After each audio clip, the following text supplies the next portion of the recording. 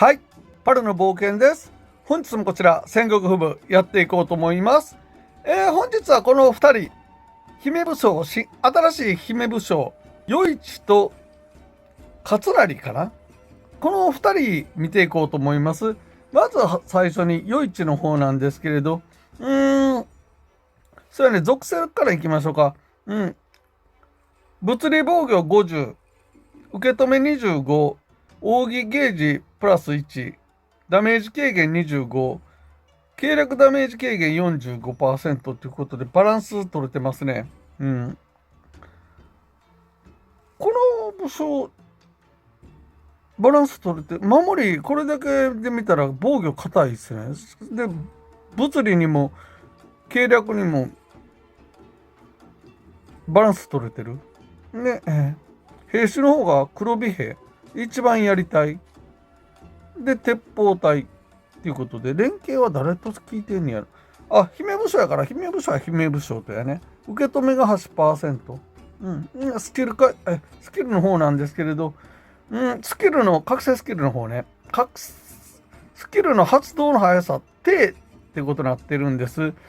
低がね、これ今回の姫武将どちらも低やねんけど、これがね、どう読むかなんですよ。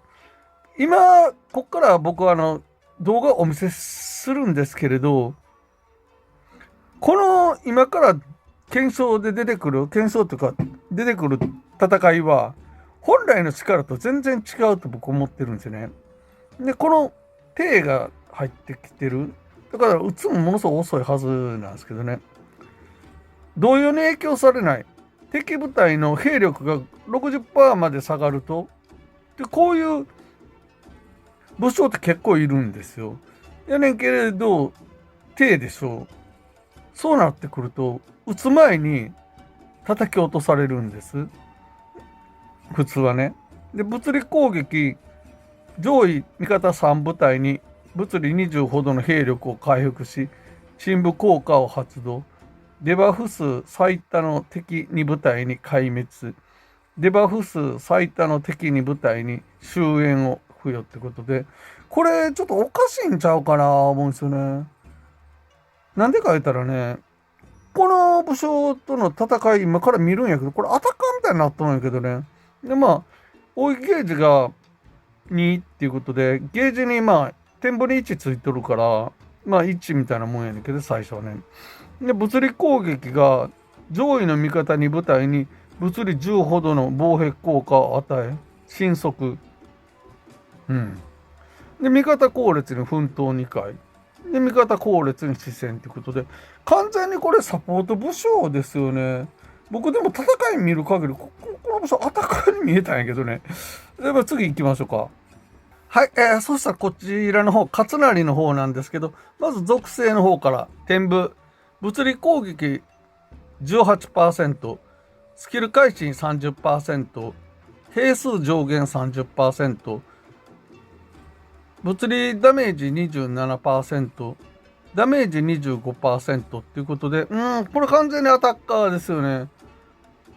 これ、勝成と与一が反対になっとんちゃうかなって僕思うぐらいあれなんですけどね。で、兵種、なぎなた隊、越後兵、騎馬鉄砲っていうことですね。で、スキルの方なんですけど、こちらの方もね、やはり、スキル打つ速さは低なんですよ。これ、遅いんですよ。でも、叩き落とされずに耐えれたら、ものすごい連打します。でこの武将の方は、同様にも沈黙にも影響されない。さっきの武将は同様だけやったんやけど、この武将は同様にも沈黙にも影響されない。これからのね、戦いはもう同様にも沈黙にもかからへんのが、もう一番いいっす。で、味方の防壁が破られると、その味方部隊に物理30ほどの防壁効果を与えてことで、これ優秀ですよ。防壁外れたところで、また防壁このかけれるんでね。で、そこでさらに不動も与えることできるんですよ。で、味方10列に物理30ほどの防壁効果を与え、視線を付与。敵兵力最小の3部隊に130の物理ダメージを与え気絶っていうことで、これ優秀ですよ。130最小やからね。最小やから弱ってるところに兵が少ないところに飛んでいくから、で130やからね。で気絶ってことで相手の動き止めれるということで、奥義スキルの方がですねゲージ2っていうことで、味方兵力最小の3部隊に物理 50% ほどの防壁効果を与え、洞察、これ見破りを上げるってことね。付与2ターン。敵兵力最小の3部隊に浄化効果を発動。敵兵力最小の2部隊に250の物理ダメージを与えるってことで、これは効果力やね。ということでね、早速戦闘を見ていこうと思います。はい、戦闘始まります。ちょっと始まって戻りました。戦闘始まります。これちょっと見てほしいんやけど、さっき僕言ってた、余市が、何おるんかな ?2 人おって、3列目も多分余市出てくるんやけど、余市っているでしょ。余市って言ったら、サポート部署の方で防御力硬かったじゃないですか。さっき見た時で。で、勝内の方がアタッカーやったじゃないですか。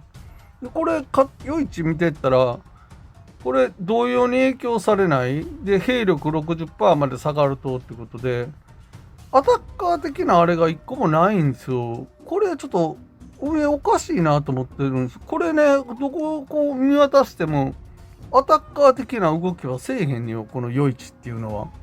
このもう一人も余市おんねんけどね。これをちょっと実質動かしていこうと思います。0.5 でいきますね。0.5 でいくと、他の武将はね、これ揃えるの大変ですよ。真田正幸って言って、これちょっと優秀な真田正幸、これ立花同説の方やね。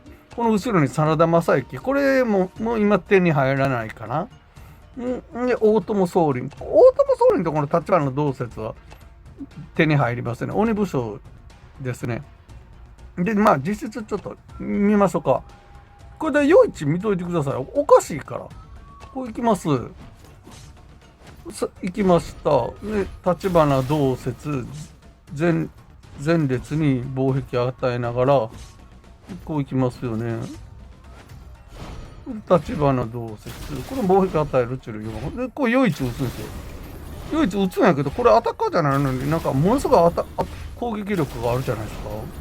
で、まあ2人おるからこうなるんですけど、敵のね、兵力が 60% 割り込んだら打つ。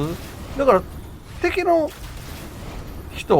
プレイヤーが弱かったら、もうこう縦横無尽に動きますよ。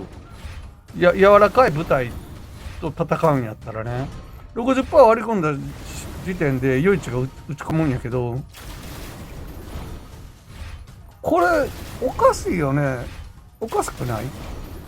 この余市が打ち込むね、この敵の兵力が 60% 割り込んだら打つっていうのは、アタッカーでこれはおらへんのちゃうかな。サポート的な大石陸とか、あと姫武将のあれ何ですっけ、成宮成政かなんか、こういう感じなんですよ。これだからアタッカーじゃないのに打ち込んでいくんですよね。バッパがこれ僕の勘違いですかね。これ現世試練かなんかいう、姫武将が出た時にやっと行われるやつで戦ってるんやけど、これはね、ちょっと今僕動画撮ってるけど、これを参考にはできないんですよ。これ明らかに余市強いんですよ。めちゃめちゃ強いけど、これはもう圧倒的にね、アタッカーじゃない。もう一回見ましょうか。これアタッカーじゃないんですよ。これどっからどう見てもね、アタッカーじゃないですよ。アタックかけれないんですよ。ここね、かけれない。ということで、これは終わりましょうか。次いきますね。はい、そしたらですね、今度は、勝成の方を見ていこうと思うんやけど、さっきと同じ戦いなんですけど、余市がおってコンピューターの方ね、これコンピューターの戦いやねんけど、僕守ってる方が、これ防壁を外れたら部隊っていうので来てるんです。やねんけど、これちょっと注意してほしいんが、ここの現世試練っていうから、これの場合は、覚醒があって、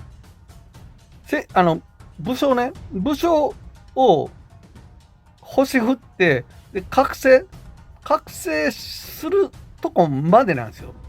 だから、専用武器、覚醒とか、兵装覚醒とか、それが使えないんですよ。だから、この、僕のところで見てもらったら分かるんですけど、平清盛っておるはずなんですけどね、これね。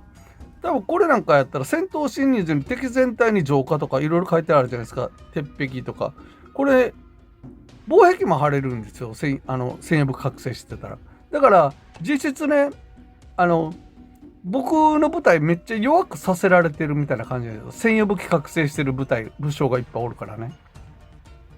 それが使えへんから、防壁を、これ防壁部隊やねんけど、防壁張れないっていうことなんですけど、まあ見ていきましょうか。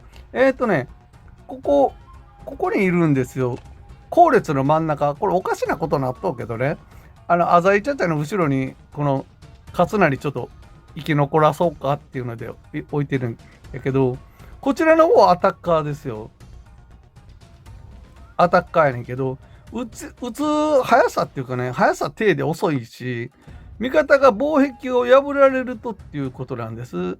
これを覚えてるんやけど、覚えてないけど、この低が遅すぎて、打つ前に叩き落とされますよ、多分。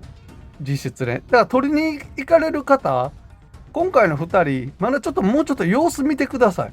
取りに走ったらダメですよ。僕多分ね、これどっちも低やから、どっちも使えへんと思うんですよね。だから、無課金、美課金の人は、スルーした方がええんちゃうかなって。まあ、これ僕の個人的な意見やけど、まあ、取ってみてね、強いっていうこともあるから、でもちょっと弱いね。最近姫弱い。まあ、行きましょうか。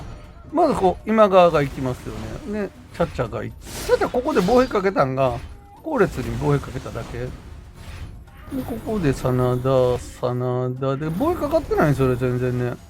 防衛かかってないけど、ここチャッチャがまた後列、後ろの勝成に防壁与えただけ。